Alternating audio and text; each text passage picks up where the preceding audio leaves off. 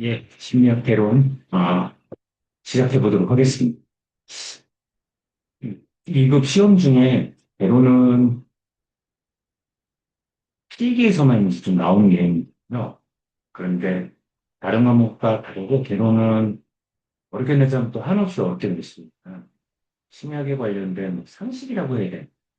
그게 좀 가까워서, 여러분 학습하실 때 교재 내용을 좀 보시고, 기출문제를 위주로 항상, 뭐, 2급은 항상, 뭐 1급도 사실 비슷합니다.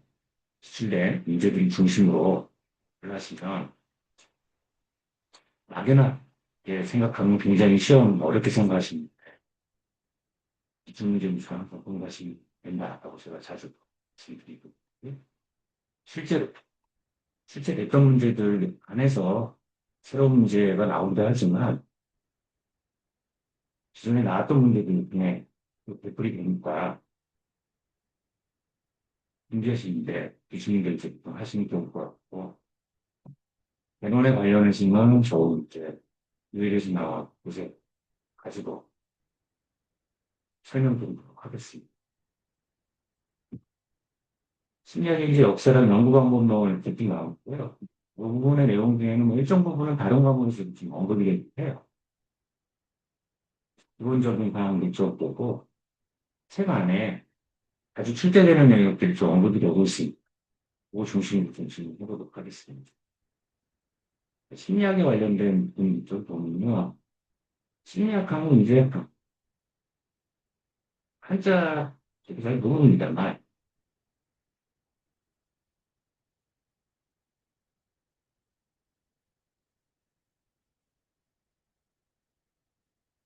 옛날에 암이라고 하는 동안 가슴에 있다고 이렇게 생각했죠. 한자하고 이제 서양문자여가지고 심장의 모양을 떴다 이렇게 얘기를 해요. 그다음에 얘는 이제 위치. 서양식으로 하면 이게 영어로 하면 사이코 로지죠. 사이코 하면 또 피시케 뭐 이런 사이킥. 정신이라는 의미도 있었지만 이제 영혼의 의미가 있었고 여기에 로지 하면 학문, 로고스 진리 그런 의미였다고 하죠. 심리학은 원래 의미대로 하면 영혼을 연구하는 영혼의 개념은 이제 지금은 뭐 경제적 영역으로 뭐 현대에서는 이제 소위 말하는 심리라는 표현은 심리 자체도 심리인데 뇌와 행동의 개념이죠. 거기에 이제 마음이라는 개념이 들어가 있긴 합니다. 인물론적인 상황일 수도 있는데 이 마음을 저는 이제 개인적으로는 이제 언어라는 게 이렇게 말씀을 드려요. 어? 언어는 또 사회라는 게 있는 또 이런 내용은 시험에 나오지 않습니다. 어쨌든 이제 심리학은 철학에서 분리가 되고 나왔다고 하는데 이렇게 심리학이 목표로 삼고 있는 게 뭐냐? 인간의 보통 여러분들이 이제 심리학이라는 말을 심리라는 말을 행동이라는 용어로 거의 가볍게 보시면 크게 틀리지 않는 서양적인 어떤 행동주의 이론이 심리학의 과학적 방법론으로 분류이 인간의 심리 현상을 연구하는 대상이 뭐냐라고 했을 때 행동이란 게 보통 하면 행동하면 뭐 기본적으로 행동주의자들도 이런 과정을 했지만 눈에 보이고 측정 가능한 거, 이 개념으로 이제 현상학적인 거죠. 겉으로 드러나는 것만 이렇게 되는 거 아닌데, 사실은 이제 휴대에는 지금 인지적인 어떤 사고 방식조차도 행동의 개념을 확장해서 이제 정복을 합니다. 일반적으로 경험하는 저 사람의 속마음이 어때? 라고 얘기하는 거에 라이프 사이콜로지라고 하고요. 상식의 심리학적 개념도 그때의 이름을 무시 못하는 거예요. 한계가 좀 성공입니다. 어쨌든 심리학에서는 이러한 연구의 대상 행동을 입찰하고 자료로 만들어가지고 기술한 이거를 묘사라는 게는 볼수 있어요. 스크립티브하다.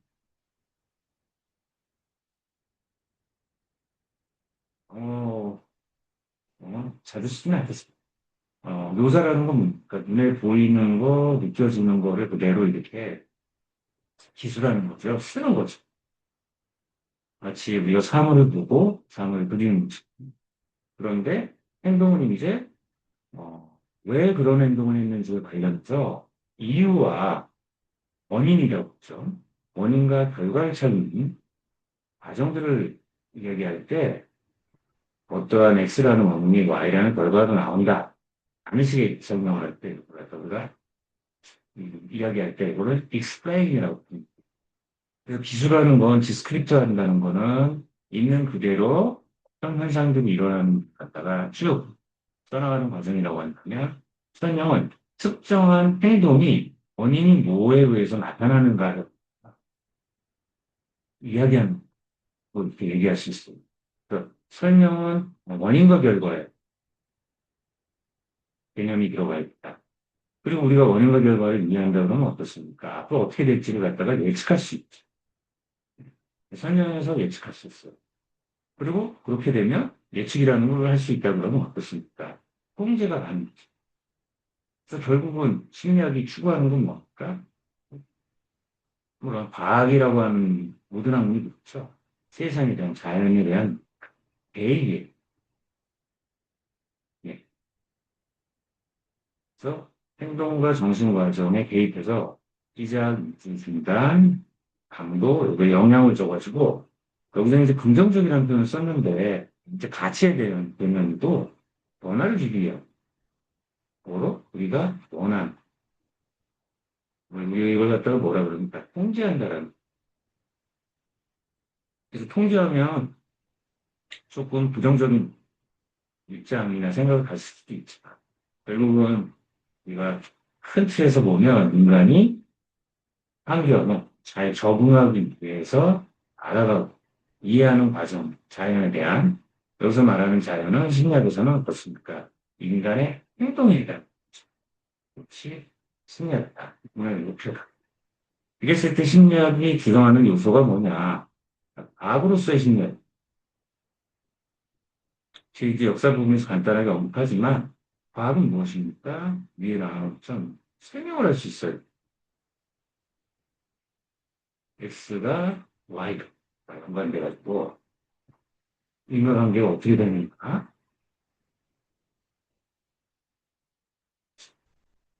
그래서 X가 Y의 원인이 되는. 그럼 우리가 이 원인을 제거하면 Y라는 현상은 없게 되겠죠. 이렇게 알아가는 과정에 방법을 갖다가 우리가 과학이라고 하거든요.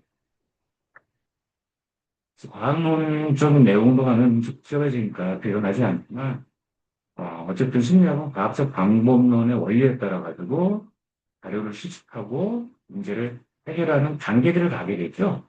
그래서 보통 물리학 같은 경우는 뭐 실험이라고 얘기하는 심리학에서도 이제 실험을 했죠.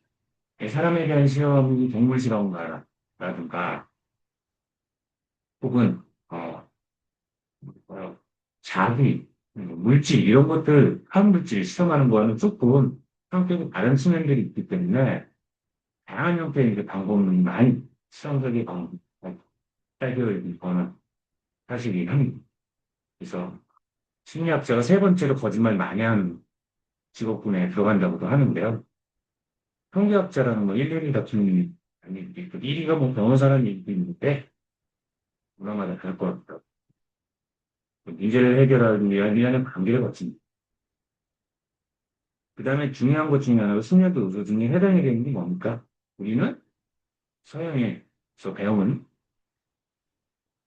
심리학은 서양으로부터 본 행동에 대한 서양으로부터 온 심리학은 인간의 무엇을 연구하는가 했을 때 이런 게 아니라 행동을 연구. 여러분 행동은 이게 약간 헤이기어라고. 우리가 그냥 작은 단위의 활동 같은 걸 우리가 엑스라고 그러죠. 이건 정말 그 단순한 로봇을 개발할 때 로봇이 하는 움직임이라고 생각이 되고 상징적인 의미를 갖고 있는 모든 것, 그런 걸 이제 행동이라고 하고 여기 나와 있죠. 환경에 적응하는 수단 이런 거죠. 그래서 행동 굉장히 중요한 부분이고 무슨 심리학. 그때 예를 들면 인지심리학이라 그러면 인지의 심리를 연구한다고 이야기보다는 행동의 인지적인 요소도 예, 신경심리다 그러면 신경과 신경과학과 행동의 관련을 이렇게 이해할 수 있는 진화심리라 그러면 진화와 인간의 행동을 설명. 그래서 심리학이라는 용어를 행동이라는 용어로 배치해도 크게 무리가 없는 측면이 있다. 그래서 유기체가 그들을 혁명에 적응하는 수단이며 행동이고 심리학의 주제가 이렇게 행동을 왜 연구했느냐. 소위 말하는 마음이라고 하는 거가 눈에 보이지 않고 측정이 안 된다. 이건 마치 우리가 아름다운, 그러니까 이 아름다움이라고 하는 미가 수치하기가 어렵죠. 물론 접근할 수 있는 방법들은 있습니다만 주관적인 경험이고 개인이 경험하는 게 굉장히 다르다. 사적 경험, 또 이걸 통일시켜가지고 일방적으로 설명하기 어렵습니다. 그러다 보니까 초기 심리학에서 인간의 심리를 실질론적인 맥락을 접근할 때 관찰이 불가능한 것들을 갖다가 접근하는 걸 비판하면서 나온 게 그렇습니다. 행동주의도 그중에 그럼 우리는 뭐를 대성을 할 거냐 했을 때 인간의 행동, 왜 관찰을 하는 그래서 지속하게 접근합니다.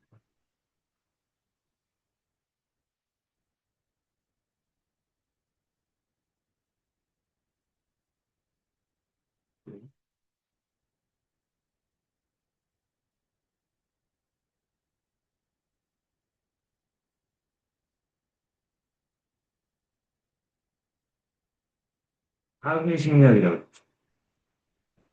과학이 되려면 가장 간단하게는 측정이 가능. 측정을 왜 하는? 수치화요. 그래서 우리가 척도 부분에 나오면 척도가 나오죠. 측정의 단위들이 나오는데 그중에 가장 과학적인 게 비율. 또는 비율은 뭐야? 사칙 연산이 다 돼. 덧셈, 뺄셈, 곱셈, 나눗셈이 다 돼. 그럼 굉장히 과학적이라는 그 인간의 행동이 공격성이다 그랬을 때 우리 공격성을 어떻게 알아? 몇 번 소리 질렀다고 해요. 저 사람은 공격성이 있다. 이렇게 정의 내리면 너무 주관적이고 그러면 과학이 되기 위해서는 비교가 가능해야 되고 계산이 돼야 되고 많고 적고가 명확해져야 됩니다. 그러다 보니까 이거를 공격성을 측정 가능한 것으로 변화시키는 이게 가장 효과적인 방법은 소위 말하는 공격이라고 하는 거에 행동들을 갖다가 정해서 그 횟수들을 측정해 나가는 작업을 하게 되면 비교 가능한 영역을 보죠.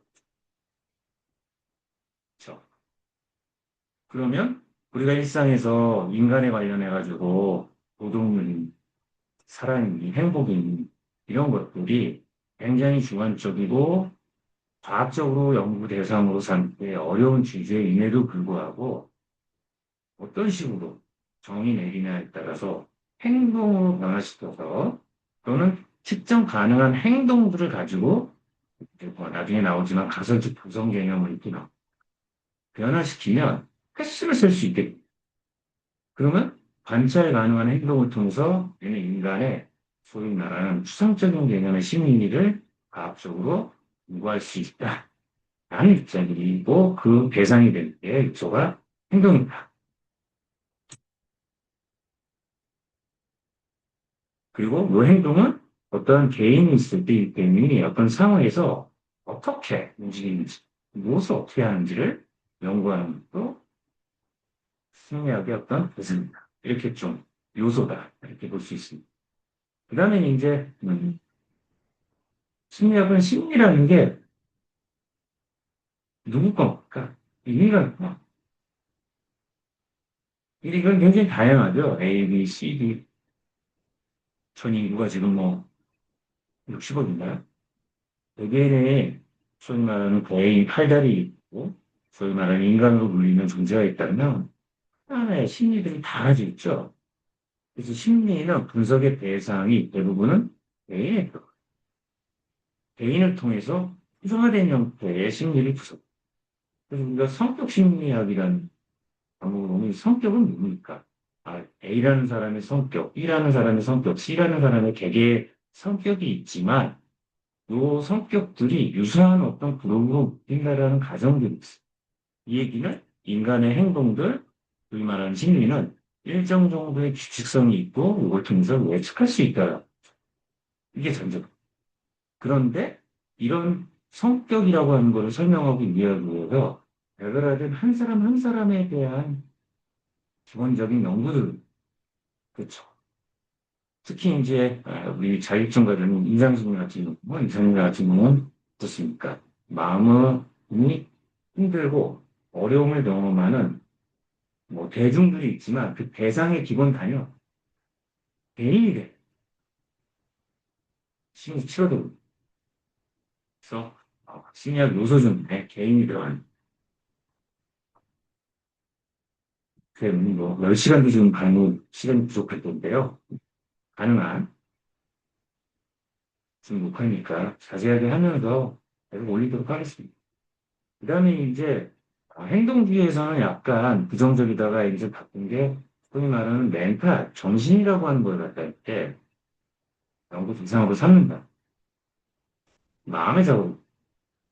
우리가 보통 인지라고 얘기하는데 생각하고 계획하고 추론하고 창조하고 꿈꾸고 여기 나중에 있는데 뭐가 있습니까? 느끼고 감정이라고 하는 정서라고 하는 부분이 존재하죠. 이건 어떻게 보면 정신이 드는 얘기도 하죠. 그래서 이러한 소위 말하는 그걸 내적 경험이라고 부르는 혹은 사적 경험이라고 할 수 있어요. 이제 연구하는 학문이다. 이게 좀 설명드릴 수 있습니다. 그래서 기존의 어떤 개론적인 개념, 이렇게 이제 심리학에 그나마 기본적인 요소들 설명드리고 여기 이제 따로 제가 유기체 이렇게 놨는데 오르가니즘이라고 음, 이거 저희 선생님 잘못 발언해가지고 강의 시간에 오르가즘이라고 교수님한테 제 기억으로는 아마 수업을 액기 받고 그 다음에 두 번째 들었던 것 같아요. 방송광고인가 그런 어쨌든 오르가니즘 그러니까 유기체라고 했죠. 유기체는 굉장히 이제 뭐 뭐랄까요 생물학적 개념에 가까운데 심리학이 이제 과학적 맥락으로 하다 보니까 심리학은 인간을 연구한다, 사람을 연구한다 이런 표현보다는 행동주의 측면에 있어서는 이제 귀실험하고 고양이도 하고 네, 더 이렇게 생물학적으로 가면 인비보, 인비트로 해가지고 세포들을 연구하니까 사람의 뇌세포를 가지고 저걸 인간이다 이렇게 못하죠. 그래서 뭐 세포 셀이다 하지만 기본적인 어떤 인간이 아닌 생명체들을 다루는 거를 기반으로 해가지고 인간의 행동을 설명하니까 그냥 일컬어가지고 위치가 이렇게 이제 합니다. 그래서 위치 해포, 행동까지 이렇게 하는 거. 지금 그 위치가 어떤 환경에 적응한다. 그러면은 동물 행동학 같은 경우가 이제 아주 전형적으로 동물들이 전형적인 위치에 들어가죠. 제가 조금 뭐 인간의 동물 취급하는 듯한 느낌도 있지만 원수 실험을 하는 걸 통해 가지고 인간의 이동을 취한다든가 그래서 이렇게 과학적인 맥락으로 객관적인 어떤 측면으로 좀 뭐를 쓰기 위해서 위치라는 표현을 좀 쓰고 있다는 거. 근데 이거를 최신식의 어떤 개념으로 보면 이건 이제 시험에 안 나옵니다. 추가로 심리에 관련된 부분들을 예, 현대 맥락으로 보면 첫 번째가 뇌라고 하는 물론 뇌와 이게 척수 중추신경이라고 할 수 있겠죠. 요 개념. 하고, 두 번째가 이제, 그럼 뇌가, 외부 환경과 우리는 어떤 식으로 상호작용하느냐, 정보들을 어떤 식으로 외부에 있는 자극이 위에 뇌를 통해 가지고 우리가 알잖아요. 이랬을 때, 우리가 표상이라고도 하죠. 여기, 정보처리라는 또한 있어요. 내가 사과를 보는데 이 사과가 어떤 식으로 소위 말하는 우리 뇌 안에 아니란 좀 그래서 처리되느냐. 그리고 이런 감각 자극들이 이게 하나의 어떤 대상입니다. 그래서 뇌가 촉수하면 이 자체가 아예 생물학적 도술, 소위 말해가지고 보십니까? 음, 화학물질들이 어떤 식으로 시냅스들이 전기자극을 형성하고 이온에 의해가지고 어떤 식으로 반응하는지 자극을 인식하는 게 이런 의리적인 수준의 어떤 설명이 있다면 이 자체가 외부를 우리가 내부에서 뇌라고 하는 곳에서 어떻게 표성해 나가는지 이해해 나가는지에 대한 설명이 있고 세 번째가 이러한 경험들이 개인 각각에 보면 소위 말해서 주관적 경험을 하죠. 그걸 우리가 사적 경험이라고 부르죠. 주관적 경험을 하는데 이러한 주관적 경험이 무엇인지 가는 이제 의식, 인간의 심리와 행동에 해당되는 큰 도메인은 이렇게 세 가지로 이렇게 나눌 수 있다. 생물학적 수준의 진명, 그다음에 그래서 우리가 어떻게 외적으로 자극들을 처리하는지에 대한 프로세스, 그 정보 처리 이론인 것도 얘기하고, 세 번째가 소위 말해서 지금 핫하죠. 의식이 어떤지, 퀄리어라고 하는데 감각지각. 그래서 내가 경험하고 있는 사바람의 경험은 다른 사람의 경험과 같은지 다른지, 뇌에서 어떤 식으로 활동하는지 이론은 설명이 되는데, 정말로 이 사적 경험은 무엇인지에 대한 제 이야기 위해서 엄청나게 많은 논쟁들도 있고, 이론도 있죠. 그래서 기존에 네가 사람에 대해서 이해를 한다라고 했을 때에 가졌던 어떤 프로이트식의 설명이나 심리학에 사용했던 그런 다양한 성격 심리학의 어떤 정의들이 지금은 이렇게 뇌과학적 맥락, AI 지배의 이런 식의 컨셉으로 좀 개념들이 바뀌고 있다. 좀 설명드릴 수 있습니다. 그다음에 과학으로서의 어떤 심리학 기본 태도, 이거 그냥 한번 호기심 있어야 되고, 회의적인 태도는 빈정된다 이런 의미가 아니라 의심해야 된다. 냉소적이라는 거는 감정적인 얘기를 한다는 건 아니고요. 아, 속지 않는다라는 건 가짜 뉴스에 속지 말라는 의미에 좀 가깝습니다. 그래서 건의에 의하거나 제가 얘기했다고 다 맞고 폰트가 얘기했다고 맞고 이런 게 아니라 스스로가 심리학자 스스로가 경험하고 객관적인 데이터들을 그리고 그 데이터가 어떻게 형성되는지에 대한 조금 따져봐야 된다라는 거죠. 우리 이런 분들이 사기도 재당하지만 학문적인 부분에 있어서는 호락호락해서는 안 된다. 그렇게 이제 조금 너무 볼 수 있습니다. 그러면서 이제 너무 냉성적이고 깍죽대지 말라. 라는 의미에서 감성해라. 새로운 생각들. 예, 그래서 심리학의 내용들 기본적으로 개론에 나오는 게 심리학의 역사라고 하는데 학부 수준에서 배우는 심리학들은 대부분 심리학 자체에 대한 어떤 최근에 일어나는 어떤 요소들보다는 역사에 좀 가깝습니다. 이거 무슨 말을 했다, 무슨 실험을 했다. 이게 의미가 없는 게 아니라 그걸 통해서 어떻습니까? 발전하게 됩니다. 이거는 참고해서 한번 보시면 좋을 것 같고요. 그냥 역사 좀 보도록 하겠습니다. 어, 이전에 1879년을 우리가 심리학의 시대라고 얘기하는 이전에는 뭐가 있었습니까? 철학이 있죠. 철학으로부터 철학도 사실은 여러분들이 이제 이 신경과학의 역사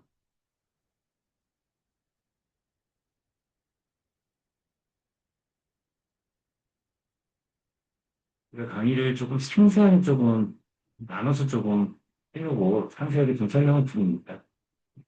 그래서 시험에 크게 상관없는 내용까지도 제가 설명을 드리는데, 개론에 관련된 부분들, 뭐 전공자인 분들은 그냥 쓱쓱 책을 중심으로 보시면 좋을 것 같고요.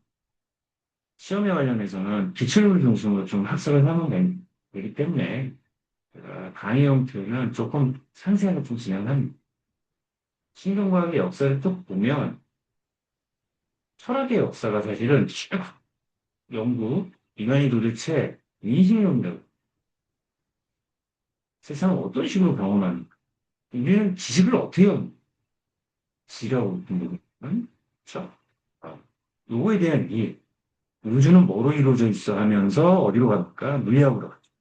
몸은 어떻게 작동하면서 생리학으로 가고 그런 부분들이 근데 우리는 세상을 어떻게 알지? 라는 측면에 쭉 역사적 흐름이 쭉 보면 철학에서 시작돼서 심리학으로 하고 심리학이 다시 뭡니까? 정보처리 개념으로 가서 인지적인 맥락이 나오면서 그게 신경과학과 결합하고 거기서 쭉 가가지고 뭐로 갔냐? 뇌가 그래서 내가 이게 같은 얘기냐 쭉 가고 AI에 대해서 쭉 이렇게 흘러가는 걸 좀 볼 수 있게 이게 그러니까 결국은 인식은 또 뭐냐 마음이에요. 그냥 그럼 이전에 이제 우리가 뭐 우리는 지각은 어떻게 하고 왜 진실은 우리 지인은 어떻게 알고 우리는 정말로 세상을 어떻게 이해하고 뭐 이런 것들 하다가 김혜름 분투라는 분이 1879년 과학으로서의 신념 이때 과학적 접근법을 사용하겠다고 해서 표방한 게 이게 내성법이에요. 스펙션 죠. 그래서 여기 보면 생각, 욕망 등을 스스로 내적으로 들여다보고 언어로 보고하는 거다라고 하는데 이건 객관적인 사실들 이게 사실 불가능한 건데 내가 뭘 보고 있고 느끼는지를 객관적으로 스스로가 분석하는 과정을 하기 때문에 내가 예성법 하면 내가 무슨 생각을 하지라는 이런 영상적인 어떤 측면도 있지만 예, 과학적 언어를 좀 객관적으로 있는 그대로를 기술하려고 하는 거로 좀 이해하실 수 있을 것 같아요. 그래서 그 대상은 뭡니까? 내가 지금 어떤 경험을 스스로가 어떻게, 나는 생각을 어떤 식으로 지금 무슨 생각을 어떻게 하는지, 내가 느끼는 이 맛은 어떤 식으로 되어 있는지를 마치 명상하듯이 객관적으로 바라보는 명상이랑 비슷한 인트로스펙션. 그리고 이제 현상학적 설명.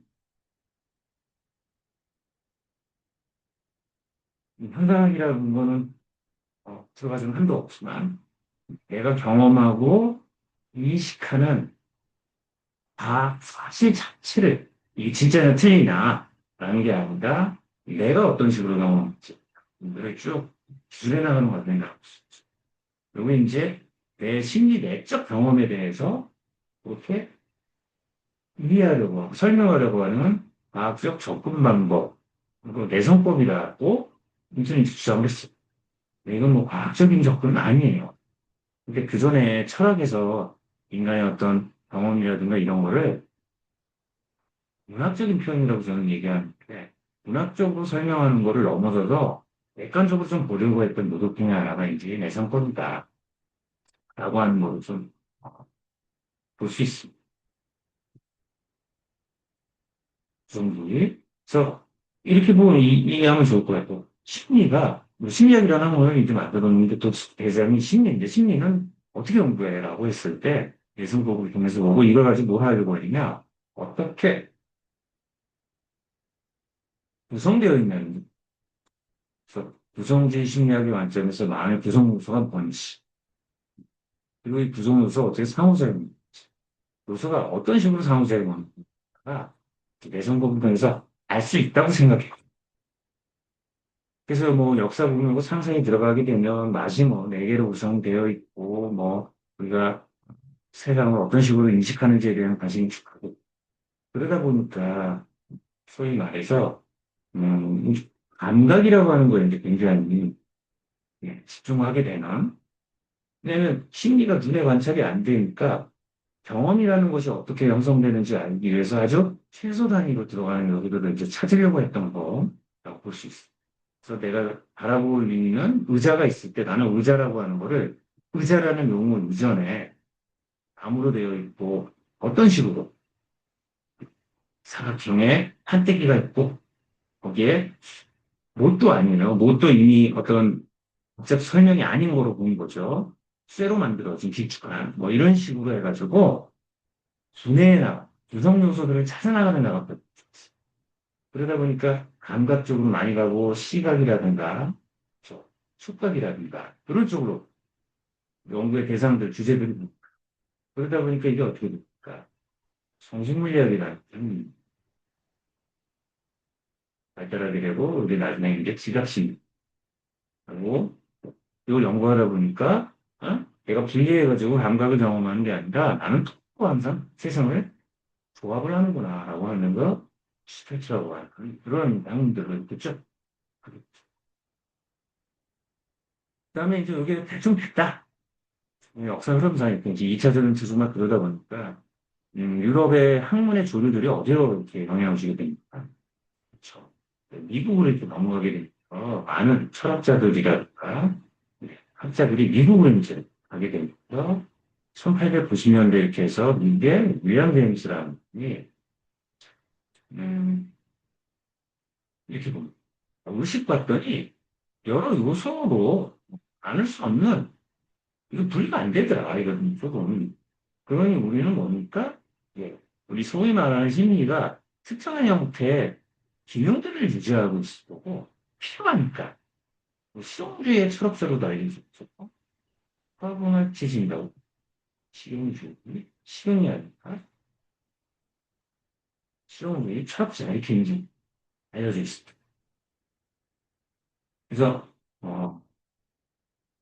여기 언급된 거와 이제 유사하게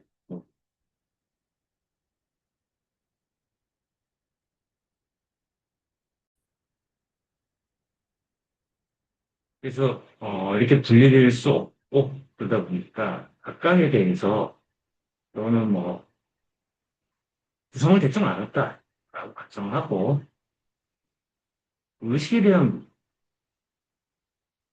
그래서 의식심리학이라고 하는 학문이 시작하신 분은 뭐또 바로 틀리지 않던 거니까 유양대 그런 분은 되게 개인적으로는 뭐 할 얘기가 많은 분 중에 하나입니다. 심리학 사이클로지라는 책을 했고 어쨌든 또 김용구의 개념은 진화론적인 그 맥락이 좀 들어가 있어요. 어떤 심리라는 게 기능을 하기 때문에 시간상 살아남았다. 인간이 그런 걸 가지고 있다. 라고 이제 설명을 있거든요. 이제 윌리엄 제임스라는 분은 그런 측면에서 의식에 대해서 관심이 많아가지고 왜 의식이 중요한지 그다음에 정서, 개혁, 의지, 습관 의식이 흘러 약간 동양의 그런 철학적인 유교의 어떤 느낌이 약간 왜냐면 어쨌든 실용주의적인 맥락에서 인간의 심리와 어떤 기능에 관련 음, 이거는 이제 언급되는 것 중에 하나가 시험에 전혀 나오지 않아. 동생이 헨리 제임스라고 하는 알코올 중독의 대표는 뭐 문학하고 하면서 소설가 아니 분인데 윌리엄 제임스는 굉장히 유명한 성공했다고 할 수 있죠. 철학자의 교수이기도 하고 그런 분인데 동생은 알코올 중독 가정 부모입니다. 어떻게 이렇게 다른 문제가 나오냐 그런 얘기 뭐 예, 한국 드라마 같은 데도 있는데 분석 정신분석에서 형제를 비교하는 뭐 이런 의미도 있고 그렇긴 합니다. 어쨌든 위안 제임스에 대한 인용되신 거고 이 두 개가 공통적으로는 앞에서도 약간 언급했지만 눈에 보이지 않는 거 가지고 그냥 소설 쓴다는 느낌입니다. 의식이라는 거가 있다는 걸 알겠는데 쟤도 의식이 있나? 강아지도 의식이 있나? 일단 볼 수 있죠. 이걸 이제 객관적으로 과학적으로 연구할 수 있는 어떤 접근들을 하기가 쉽지 않는 거죠. 내성법 가지고 이렇게 심리라고 하는 그 심리가 과학이 될 수 있냐라는 이제 불만이죠. 저는 MBTI를 반대하는데 이해하기 좀 TF 나오는 순간 굉장히 이성적이고 객관적인 사고를 하는 사람은 구성주의나 개인주의 심리학은 답이 아니야. 내가 그렇게 느낀 그런 것이 지금 하면서 미래라는 설명을 하게 돼. 그러면서 이제 여기 나오는 좀비 왓슨이라는 그러니까 빠졌죠. 조나스. 좀비 왓슨이라는 분이 소위 말해서 우리가 연구하려고 하는 핵통 스키너 이제 이 태도가 뭐 거의 행동주의는 왓슨이라는 행동이라고 볼 수 있습니다. 그래서 행동주의는 아까 나왔지만 액션이 아니라 비헤이비어. 그래서 행동주의에서 행동은 단순하게 눈에 보이는 이런 그것뿐만이 아니라 소위 말해서 인간이 태어나서 죽을 때까지 무엇인가를 배워나가잖아요. 이렇게 배워나가는 거가 측정 가능한다는데 흥미라고 하는 맥락으로 설명을 연구 대상은 앞에도 나왔지만 이게 측정 가능하면 숫자를 그래서 행동주의는 비판합니다. 구성주의, 비용주의, 정신분석 모두 측정하기 어려운 주관적인 용어들에 대한 어려운 마음을 다루기 때문에 심리학이 발전할 수가 없다. 이게 문제가 되는 건 그럴듯한 설명이 되는 듯 하는데 뭐 A라는 사람이 문을 발로 팡 차. 이거는 이제 누가 봐도 공통적으로 인사. 그러면 저 사람이 왜 알죠? 왜 문을 찾지라고 했을 때 A가 프로이드식으로 하면 리비도가 멈춰가지고 오디푸스 컴플렉스 구성주의나 기능주의는 의식 내에 분노가 된다는 거지. 그러면 이 행동에 대한 원인이 되는 게 심리 내적인 요소로 됩니다. 분노가 됐든 뭐 충동성이라는 것들은 네. 우리가 오해하는 것 중에 하나가 이게 소위 말하는 마음이라고 하는 창고가 있어요. 이 안에 분노라고 하는 빨간색의 앵거라고 하는 애가 하나 있어. 그래서 조종 장치가 있어가지고 인사이드 아웃이라는 영화가 꼭 나오고 감정은 나왔지만 얘가 충동 버튼 막 요구를 해. 라는 식으로 그렇게 마음 안에서 우리 심리 내부에 내 행동, 몸뚱아리를 조정하는 누가 있어. 이런 걸 갖다 우리가 호모플러스라고 그 신화에 나오는 커다란 로봇인가요? 안에 조종하는 뭐 있는 얘기하는데 이런 식으로 그러면 이게 이제 우리의 마음이라는 공간 안에 어떤 분노라고 하는 실체가 있다. 충동성이라는 실체. 조금 만화적 상상력을 넣은 호모클루스 같은 존재가 있어. 우리 몸은 로봇이 우리를 조종하는 건 내면에, 머리통 안에, 혹은 심장 안에, 혹은 영혼이라고 하는 눈에 보이지 않는 게 그런 걸 해. 그러면 야, 지성은 왜 발로 뭉쳤어? 그러면 제가 화가 나서 라든가 혹은 그걸 심리로 설명을 하려고 하다 보니까 공격성이 높다, 충동성이 높아서 그래. 라는 식으로 이제 얘기를 한다. 그럼 질문이 그러면은 또 나오게 되죠. 그럼 쟤는 왜 이렇게 충동적이 높아? 충동성이 높아? 라고 했을 때 정신분석은 어렸을 때 아버지한테 도시게 많이 맞았어 그래. 라는 식으로 설명. 그럼 이제 어렸을 때 맞은 걸 이제 찾아가야 되는데 맞아서라는 설명을 분석에서는 또 어떻게 합니까? 이미도. 오디푸스 컴플렉스가 있고 이런 식으로 자꾸 추상화된 메타사이클로 설명들로 환원시켜서 간다. 근데 이게 측정 불가능하고 오디푸스 컴플렉스를 어떻게 다뤄? 라고 하는 측면에 있어서 어떻게 하면 문자나 행동을 줄일 거야? 하는 거는 통제가 불가능하다. 언어나 홈플러스 아닌 또 다른 홈플러스가 있어야 돼. 얘를 조정하는 또 다른 무한대. 거울을 양편으로 봤을 거죠. 이거 가지고는 과학이 설명이 안 된다. 뭐 이렇게. 그래서 제가 왜 충동적인 건 너는 어떻게 알았어? 물어보면 눈을 쳤으니까. 그럼 눈을 왜 쳤어? 충동적인. 하나님으로 돌아가 버린다. 라고 보는 게,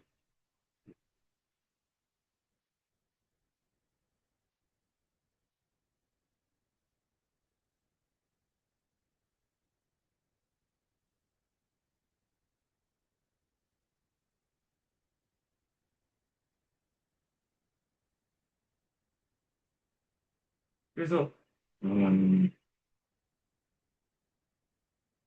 이거를 갖다, 이런 거를, 이 행동주에서는 멘탈리즘이다.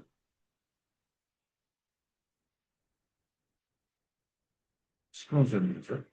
이 멘탈리즘이라고 하는 거는 중심주의라고 이제 번역이 되죠. 그래서 A라는 행동이 일어나는 거가 정신에 의해서 이렇게 나. 그 A 행동의 이유는 정신에 있어. 이유는 왜? 뭐로 어떻게 하기? 이걸 보고 할까? 그러면서 환원주의적인 논법을 들어가 버려. 이래가지고는 우리가 행동의 원인을 찾을 수 없다. 그럼 뭘 가지고 하냐? 행동은 있어. 그럼 이 행동을 야기하는 맥락이 있다. 자극에 가능한. 그 다음에 이거에 대한 반응에 의해 가지고 이 행동이 늘거나 줄다. 이런 맥락으로. 그래서 행동비는 뭘까? 관찰, 측정, 설명이 가능해야 된다. 이거 하기 위해서 행동을 설명해야 되는데 행동이 어떻게 일어나는가를 이해하는 부분이 시죠. 러닝 시험이다. 여기서 말하는 학습은 스터디 이런 게 있는 게 아니라 그다음에 이제 그 시험에 나오는 내용이라 여기 인지학습 이렇게 되는데요. 요 톨만이라는 분 굉장히 유명하신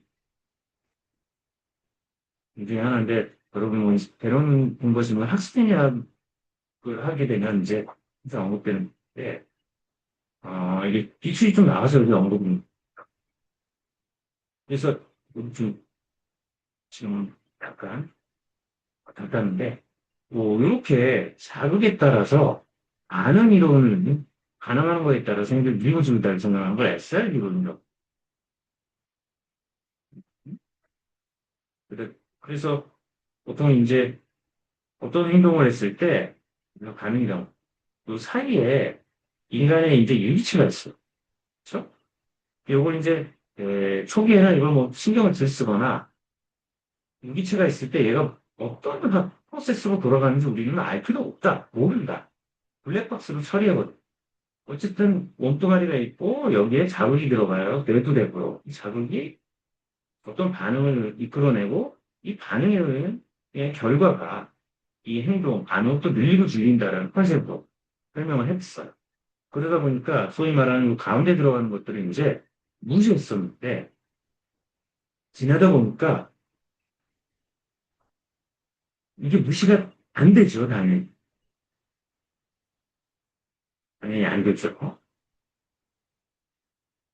어, 그래서 폴만이라고 하는 분은 쥐실험을 일으키다 보니까 쥐를 밀어내다 놓고 쥐찾기를 막 하는 목적지에 있고 그래서 쭉 가가지고 여러 가지 실수를 하다가 딱 해서 보상을 얻어요. 그 요거 몇 번 하면 굉장히 빠르게 찾아가. 그런데 보상이 주어지지 않으면 그 행동을 하지 않아. 자, 이거 소모됐다고. 그런데 기존의 이론으로 설명을 하면 다시 소모된 이후에 학습을 시키려면 어때요? 같은 거의 빈도로 에러를 범해서 보상을 받고 행동을 해야 되는데 이게 한 번 학습을 했던 쥐는 보상이 주어지지 않고 그 행동이 사라진 이후에 다시 보상이 주어질 때 뒤를 찾아가는 속도가 처음 배우는 거보다 훨씬 빠르게. 그래서 마치 SR 이론을 깨듯이 이 안에 뭐가 있는 것 같은 마치 지도가 있는 인지도, 인지지도, 인지맵이라고 퍼거니티 맵. 이게 있다. 그러면서 소위 말해서 정신분석이 나 행동주의에서 어, 내적 경험을 부정했던 거를 폴만은 다시 끌고 우리 마음 안에는 환경에 대한 내적 표상, 마음속의 지도, 보게 된다. 그래서 학습이라는 거는 외부로 드러나지 않고도 가능하다라는 식의 얘기를 합니다. 그걸 갖다가 잠재학습이라고 하고요. 잠재학습. 그다음에 그냥 SR의 관계 연결이 아니라 인텐션과 익스펙테이션. 어떤 의도와 기대가 학습과 연관이 된다는 식으로 우리가 지금 생각하면 너무나 당연하지만 기존의 행동주의 어떤 고전적인 행동주의자들의 이제 반론을 제기하는 이런 거. 그래서 강화라고 하는 거가 특정 행동을 하면 어떤 결과가 일어날 거를 기대를 확인시켜준다는. 이건 일반적으로 영어로 이해하면 너무 당연해 보이지만, 어, 소위 말하는 스키너가 준다. 좀비 왓슨이 얘기했던 그런 식의 학습 이론에서는 언급이 안 되는 기대라고 하는 건 벌써 되게 어렵습니다. 이 사람들이 비판했던 멘탈리즘. 근데 이런 것들이 존재한다. 그래서 뭐 시험에서는 뭐 이 정도 나오는 게 있는 것 좀 정리해주면 좋지. 근데 그게 나중에 가면 신경과학에서 뇌에 있어서의 어떤 학습에 대한 요소들을 설명할 때 꿀만에 요 그러니까 이 인지학습이라고 하는 거 인지학습인데 인지도 커그니티브 맵이라고 하는 거는 굉장히 중요한 환경 안에서 인간이 적응하기 위해서 주변 환경에 어떤 지도 같은 걸 형성하고 있다라는 거, 이건 많이 듭니다. 그래서 행동주의까지 설명드렸고, 이건 약간 특수인 정도. 시험에 대비하는 측면에서는 이 나오는 용어 정도만 좀. 그리고 나서 이제 행동주의 이후에, 그다음에 이제, 여기 연도로는 1910년대 비슷하게 나오죠. 형태주의 나오는데, 형태주의는 사실은 그 이전에, 어, 아까 말씀드린 구성주의 이후에 쭉 유럽에서 게스탈트라고 하는 컨셉들, 정신분야 이런 거는 좀 나옵니다. 이게 쭉 연결이 돼가지고 게스탈트라. 이게 독일어로 이게 형태죠. 이 형태가 형태주의다. 이게 어떤 의미가 있냐면 내가 이렇게 의자를 볼 때 의자가 이렇게 있다고 했을 때요. 인간은 요것 따로 보고 요것 따로 보고 요것 따로 보고 요것 따로 보고 요것 따로 보고 해서 요거 의자라고 보지 않는다. 그렇죠? 심지어는 의자라고 해도 요 의자만 따로 보는 게 아니라 주변에 학자. 그렇죠? 그래서 배경과 전경이라고 하는 요소들을 통합해가지고 한 번에 네, 네, 현상학 멜리 훔치라는 분이 이제 이거 가지고 이제 소위 말하는 현상학적 설명들 쭉 해나가는 좀 간단한 그런 식으로 이제 형태지어서 이렇게 그러니 요거 모으고 요거 모으고 요거 모으고 요거 모으고 이렇게 모아가지고 의자를 인식하는 이런 게 아니라 이 전체 의자라고 하는 이 게시조치는 부분의 합 이상이다라는 것들. 그리고 요건 뭡니까? 의자라고 하는 것이 외부 세계에 실질적으로 있는 것이 아니라 우리의 지각 과정 안에 틀로서 작동한다. 이미 우리는 세상을 우리의 방식으로 예,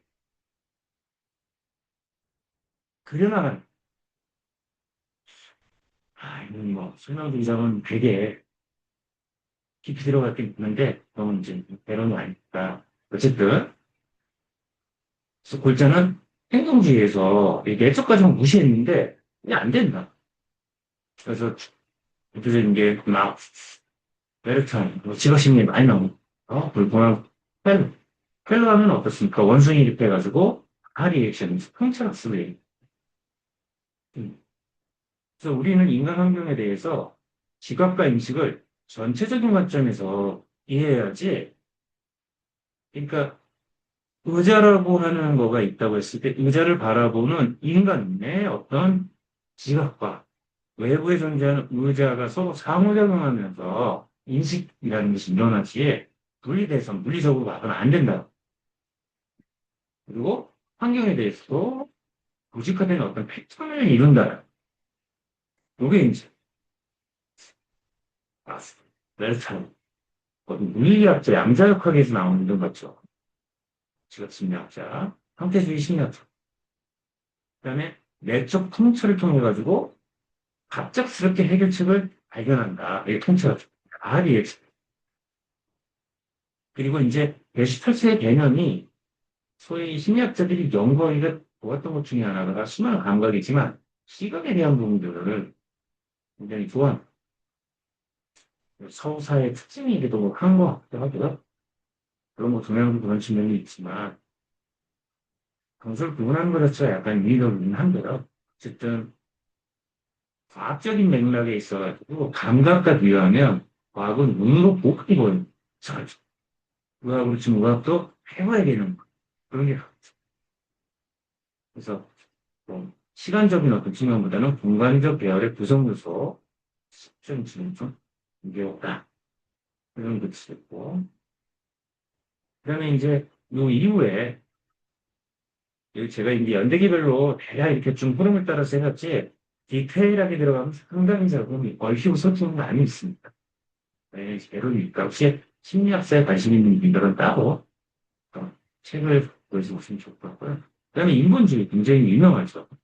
학자 여러분 노저스, 카운셀링의 개념 이런 거 있죠.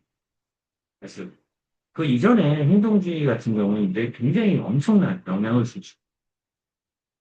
그래서 심리학자는 오히려 행동주의를 인간이 이렇게 행동적인 맥락으로만 봐서는 안 된다.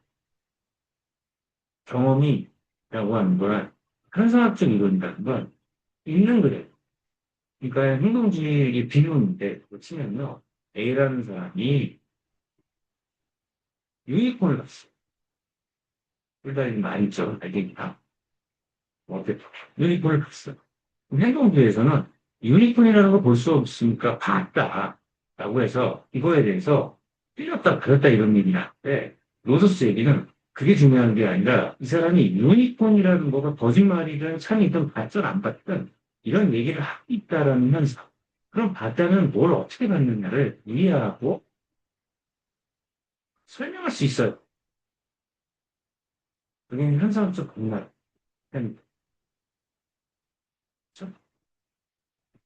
그래서 인간은 이 행동주의에 비판입니다. 그러니까 아동기 기업이나 뭐, 아동기업이 이런 아동기 기업은 정신스럽고 조건반은 행동주의를 비판하는 거죠. 이게 또 인간의 성장 잠재력과 한계들.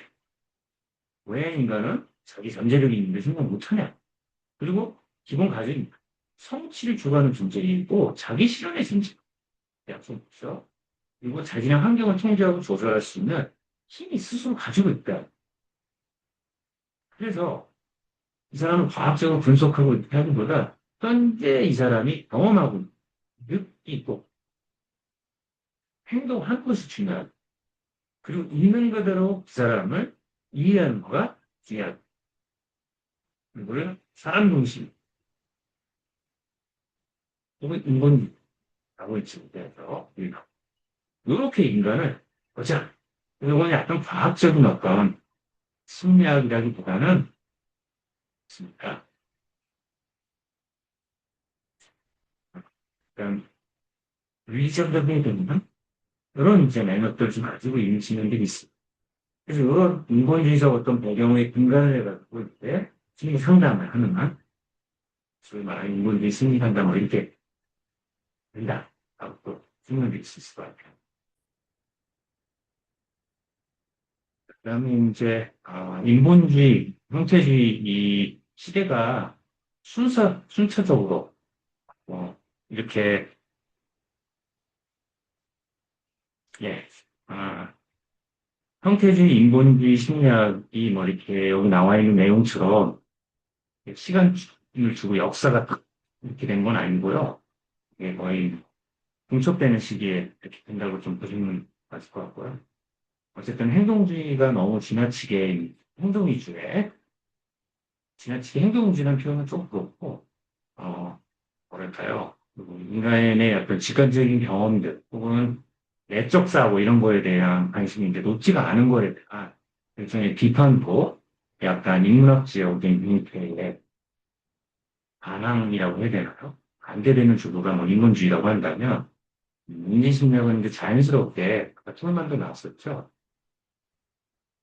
행동주의에서 이 블랙박스로 처리됐던 소위 말하는 뇌라고 할 수 있고 기존의 어떤 경우는 이제 심리라고 할 수 있는 이 영역에 대한 설명들이 이제 진행이 되는 그래서 이어지는 단계가 이제 인지심리학이다.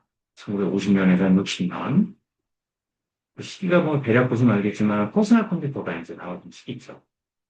그래서 유명한 분들이 이제 뭐 조지 밀러라든가 이제 나이스는 아주 유명한 행동주의 한계에 대한 그런 반발. 그다음에 이 컴퓨터가 메인보드가 있고 모니터가 있고 그리고 디바이스 인터포스가 있고 메인 디스플레이죠 모니터 메인보드 안에는 뭐 램이 있고 롬이 있고 이런 식의 컴퓨터의 어떤 정보 처리 개념이 그대로 왜 대한 설명 진행이 된다 볼수 있어요. 근데 이제 인지심리학이라고 하는 심리학의 하나의 조류로 그렇게 볼 수 있지만 아까 설명드린 대로 뇌과학적인 맥락으로 인간의 어떤 세상에도 우리는 어떻게 세상을 아는가, 알아나가느냐, 그 시적인 측면에 있어서 어떤 설명 방법으로 컴퓨터의 어떤 정보 처리 개념들이 응용, 그래서 어떤 학자들은 아이러니다라고 얘기하는데 사람이 만든 컴퓨터로 사람이 만든 컴퓨터로 사람의 사고, 심리를 설명하는 그런 식의 어떤 의미적인 표현을 좀 비유를 하기도 합니다. 그래서 이제 행동주의 한계, 그런 어떤 인지랩이라든가 인지에 대한 심리 내적인 부분을 설명하지 않으려고 하는 한계들에 대한 반발로 정보 처리 개념 통해 가지고 컴퓨터의 정보 처리도 인간이 어떤 식으로 세상에 뭘 이해하는 말인지 설명하려고 했다. 그래서 단순히 자극 반응의 여과가 뿐만이 아니라 인간은 기억이라는 현재 상황을 판단하고 처리하는 그런 걸 이제 인간의 심리에 정보 처리 이론이라고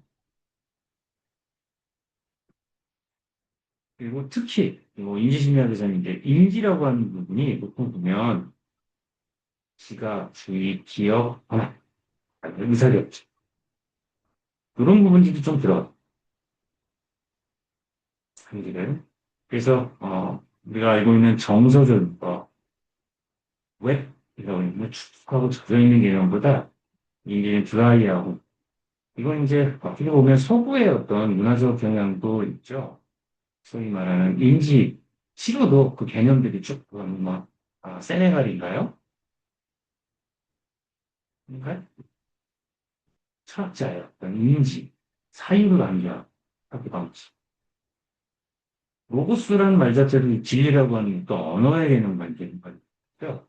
그래서 보면 이제 지적 활동들, 실명, 이런 것들을 또 인간을 바라보려고 하는 측면들입니다. 그러면서 이제 추가적으로 뭐 70년대, 60년대부터 시작되긴 했지만요.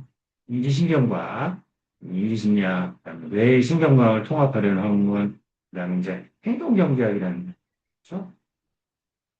인간의 어떤 심리적 특성을 경제학이라는 학문에 이제 결합시켜서 여기 조금 시험에 나온 게 맞죠. 그래서 행동경제학의 어떤 개념들, 이제 뒤에 한번 설명 좀 나오고. 그러면서 이제 소위 말해서 좀 내용적인 게 언급이 되는 부분인가요? 조금 성공은 행동경제학이 네,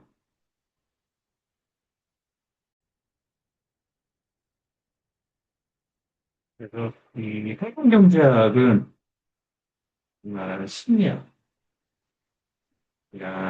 경제학을 결합시킨 학문이라고 볼 수 있는데 여러분도 그렇지만 우리가 골자는 다니엘 커네먼이죠. 돌아가신 분이 아닌 빨간 펜도 써서 붙으니까 이분이랑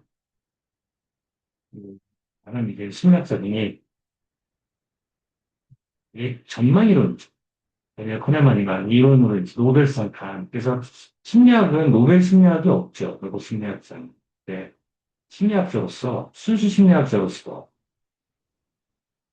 우리 경제학사를 이룬, 그래서 글자는 뭐, 심리적인 현상을 가지고 경제 행동을 설명했다라고 보시면 조금 와신 계실 것 같은데, 이해하시면 좋을 것 같습니다. 그래서 우리는 그 주순 만 원보다 잃어버린 만 원을 심리적으로 더 안타까워.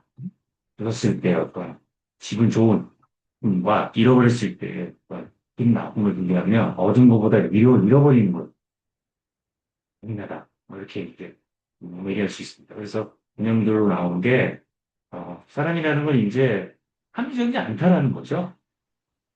제한된 합리성이 이제 제한된 그래서 모든 정보를 완벽하게 처리하지 못하니까 제한된 정보만 가지고 판단할 수밖에 없고 뭐 이거 비교하자면 뭐 우리 인류는 무한대의 정보를 가지고 있는데 이걸 지각할 수 있는 건 5개 감각밖에 없죠. 그래서 정말 이거 문제가 있는지도 모르는 거죠. 어떻게 본다. 평이 있는 그 다음에 이제 휴리스틱의 개념들이 있어요. 휴리스틱은 우리가 논리적으로 합리적으로 판단하는 게 아니라 효율적으로 빠르고 간단하게 선택을 한다. 일반적 규칙까지. 그래서 이게 비합리적일 수 있다. 처음 딱 봐서 좋으면 그냥 좋은 거.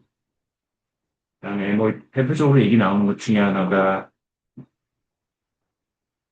어제 읽은 책의 지식이 오늘 경험하는 사람에 대한 판단으로 바로 활용이 된다. 떠오르는 게 그거밖에 없습니다. 근데 실제로는 모르죠. 직접 모르죠. 어쨌든 그런 식의 경향을 합니다. 한필리스프리라고 했고요. 그다음에 사회적 비교. 이건 내가 필요한 것들이 아니라 다른 사람들과 비교해가서 사회적 비교에 영향을 받는. 결국은 우리가 직관적으로 알고 있던 것들을 좀 정리하는 거죠. 그다음에 이제 음, 전망이론이라는 건 대략 이런 거죠. 기본적으로 인간은 잃어버리는 것에 좀 더 민감한 경향이 있다.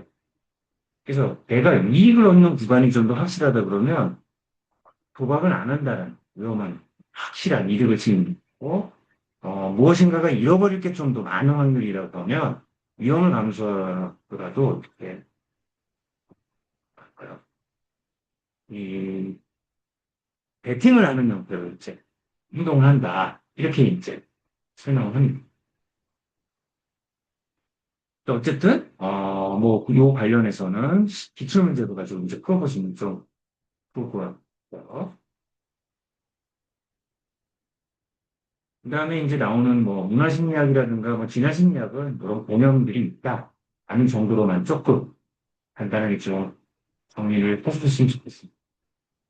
그다음에 이제 실험 관련된 혹은 심리학에 있어서 연구 방법들 이게 이제 조금 수영에 나오는데요. 연도가 정리되어 있으니까 한번 자 연구 방법이 보통 크게 그냥 거기 나와 있는 것처럼 두 개의 변인 간의 관계를 찾는 상관연구죠. X와 Y가 어떻게 연관되어 릴레이션과 다른 것. 요거는 인과관계하고 영어 대표적인 게 어떤 게 있습니까? 치마 길이가 짧아지면 뭐 경기가 나빠진다 이런 문제가 있는데 요건 왠지 모르지만 예, 치마의 길이라는 거와 경기 상황이라는 게 어, 치마 길이가 이거의 원인이 되고 결과가 되는 건 아니죠. 무엇인가 다른 연결되어 있는 원인들에 의해 가지고 서로 관련이 돼 있다는 정도만 알 수 있습니다. 이 실험 연구는 어떤 겁니까? X와 Y의 직접적인 관계를 확인하기 위해서, 그렇죠? 여기 나와 있는 것처럼 인과관계를 이해하기 위해서 포기학적 방법을 통해 가지고 이제 결과를 파악한다. 가장 과학적인 연구 방법이냐, 네? 실험 연구. 그래서 만약에 심화기교와 경기와의 관계를 실험적인 측면에서 본다 그러면 어떻게 됩니까? 여성들의 치마 길이를 갖다가 늘렸다가 줄였다. 그랬더니 진짜 경기가 나빠지고 좋아져. 그러면 이거는 원인과 결과의 관계부터 볼 수 있죠. 근데 그렇지 않죠. 그러니까 이건 두 개 관계, 상관관계. 심리학의 대부분의 변인들은 대부분 다 상관관계에 가깝죠. 직접적인 인과관계를 설명하는 경우들이 굉장히 만만치 않은 경우들이 상당히 주제들이 많이 있다. 예를 들면 모유를 먹으면 아이의 알프가 높아진다. 그러면 모유 수유가 아이의 IQ와 완전히 관련이 된 병이 수 있는데 실제 연구를 해봤더니 그게 아니라 모유를 먹이는 분들이 교육열이라고 하는 요소가 높기 때문에 이 교육 때문에 아이들이 지능이 높아진다라는 식으로 이제 설명을 하긴 합니다. 일단 이건 상호관계, 그래서 인과관계를 파악하는 거는 심리학에서 상당히 좀 만만치 않은 연구 주제라 보통 상관 연구를 좀 동양형 듣고 그러다 보면 이건 다 통계학적인 측면, 소위 말하는 많은 수의 데이터가 좀 필요. 그런데 인간에 대한 연구는 처음에 나왔지만 한 사람에 대한 깊이 있는 이해를 이제 중요한 측면이 있기 때문에 우리가 많은 케이스를 접하고 모으기 어렵기 때문에 소수의 사람들을 깊이 연구, 여러 측면에서 그걸 우리가 케이스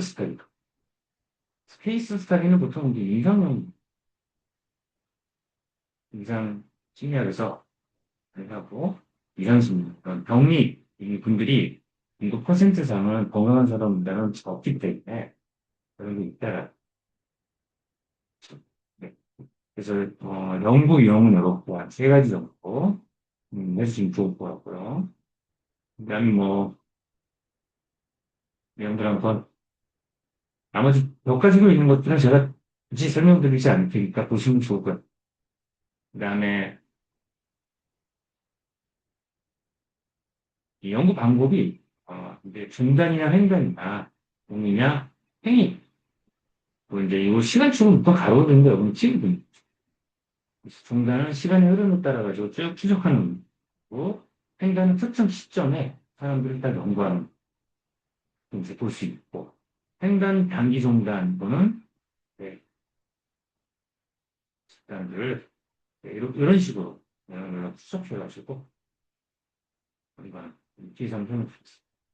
그래서 횡단은 뭡니까? 여러 연령의 집단을 한 번에 해석하고 그러니까 이건 이제 동일 시대에 10살이 20살, 30살 이렇게 한 T라는 시점에서 하는 거고 종단은 시간의 흐름에 따라서 쭉 추적해 나가는 게 그렇죠. 그럴 때 이제 뭐 코호트, 패널, 뭐 추세 연구 이런 게 있다. 코호트는 네, 어떤 특성이 비슷한 집단을 일정 기간 계속 시간 경험에 따라서 추적하는 거고 패널은 이제 한 사람, 동일한 어떤 사람을 대상으로 해가지고 반복적으로 추정하는 거. 추세 연구는 어떤 집단 전체가 흐름에 따라서 변화되는 질문입니다. 그다음에 횡단 단기 종단은 음, 횡단적 설계의 대상을 단기간 동안 추적해서 종단적인 변화를 측정하는 우리가 뭐 2010년생, 20년생, 30년생, 10년생이 10명, 20년생 10명, 30년생이 10명이어가지고 40년까지 연구한다 그러면 10살은 20살이고, 20살은 30살이고, 30살은 40살이고. 그러면 10살, 몇 살이 아니죠. 2010년생을 쭉 40살까지 추적하는데 40년이 걸리는데, 이렇게 하면 10년 연구하고 40년 인구 연구와 유사한 효과를 볼 수 있지 않냐라고 하는 방식이라 이렇게 좀 설명드릴 수 있을 것 같아요. 그 다음에 이제 발생과적 분석 방법은 조그마한 적은 수의 표본의 특정 행동이 단기간에 딱 변화만을 바꾸는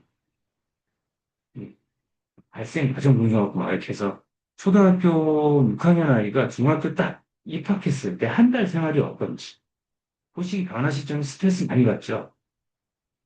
그래서 그런 시점에 어떤 변화를 보이는지를 짧게 스파트로 연구하는 거. 어떤 경우에는 이제 뭐 며칠 단위로 하는 경우도 처음 낯선 문명 사람들이 처음 만났을 때 어떻게 행동하는지를 하루 정도 연구. 그런 것들이 이제 조금 표본수를 갖다가 단기적으로 딱 형성되는 발견들을 보니까 추적하는. 방법이다. 이제 그런 게 있었어요. 그다음에 이제 뭐 장단점 관련된 것들은 우리 한번 쭉 살펴보시면 좋을 것 같습니다.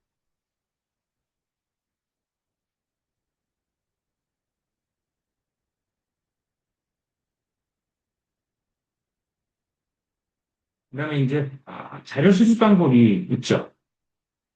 우리가 이제 데이터라고 하는 거는 측정된 어떤 수치를 모은 방법이죠.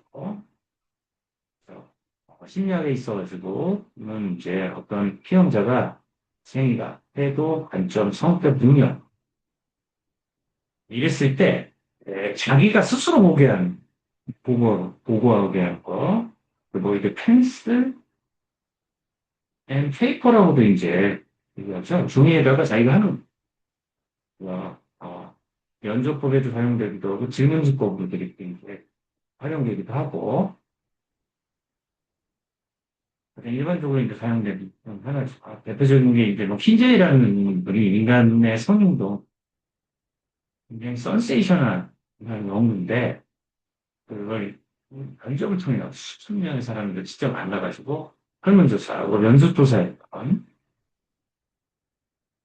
그래서 전제는 뭡니까? 자기 자신의 상태를 객관적으로 보고 판단하고 보고할 수 있는 능력이 있어요. 그러다 보니까 성인을 대상 활용을 하게 아이들은 뭐 7살 난 아이가 여기 공부에 관련해가지고 자기가 얼마나 공부를 하고 있는지 그 공부에 대한 가치관은 어떤지 삶은 어떤지 이런 거 스스로가 보고하는 거는 그 나이 때 불가능하죠.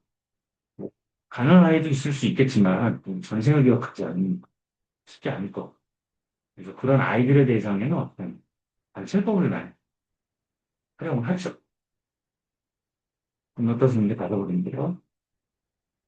그다음에 이제 연구 방법 중에 하나가 실험, 가장 강력한 이거. 시험에 나오는 거는 여기 문서에 관련된 경우인데, 이거는 이제 기출문제를 통해서 좀 보시면 됩니다. 어쨌든, 원인이 되는 거, 변수, 결과로 나와. 그 원인이 되는 이런 변수를 우리가 독립변수, 관련이 없다라는 거예요. 근데 얘한테 영향을 받는 거는 존속변수. 그 다음에 이제 뭐, 매개 변수이 중재 변수고, 영향을 미치는 그래서 매개 변수는, 얘가 얘에 독립변으로부터 영향을 받으면서도 중소변수에도 영향을 조절 변수는 얘가 있냐에 따라 가지고 효과들이 달라진 거. 뭐이 정도만 정리했으면 좋을 것 같아요.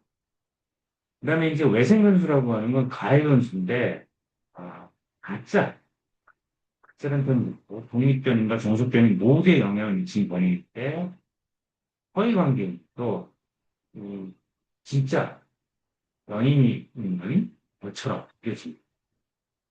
외생 변수다. 그래서 끼어드는 변수. 이런 것들은 이제 어떻구나. 조절해야 돼.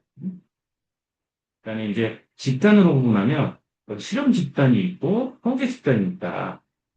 실험 집단은 직접 자극을 제시하는 집단, 처치하는 집단 이렇게 얘기할 수 있고 그다음에 통제 집단은 비교하는 집단이죠. 독립변에 영향을 적용받지 않고 이게 처음에 개발된 게 피어슨이라는 분이 통계학자로 유명한데 이제 농업 연구 비료 그래서 X라는 비료가 있는데 누가 개발했어. 이게 정말로 수확량이 좋은지 뭐, A라는 토지와 B라는 토지에다가 비료를 줘요. 그랬을 때 여기서 나오는 수확량과 여기서 나오는 수확량을 비교하는 제가 설명 잘못했네. 그럴 때 비료 X 비료를 A라는 땅에만 주는 A가 땅이. 그 다음에 B는 뭐예요? 주지 않고 자연 상태로 주는.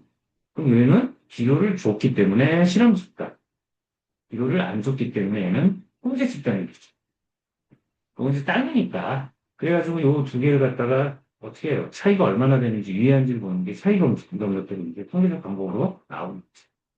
차후에 한번 설명드리는 거 하고 뭐 이렇게 설명드리면 간단할 것 같아요.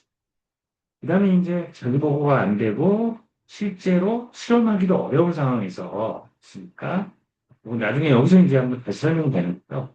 그렇게 관찰하는 거, 관찰법.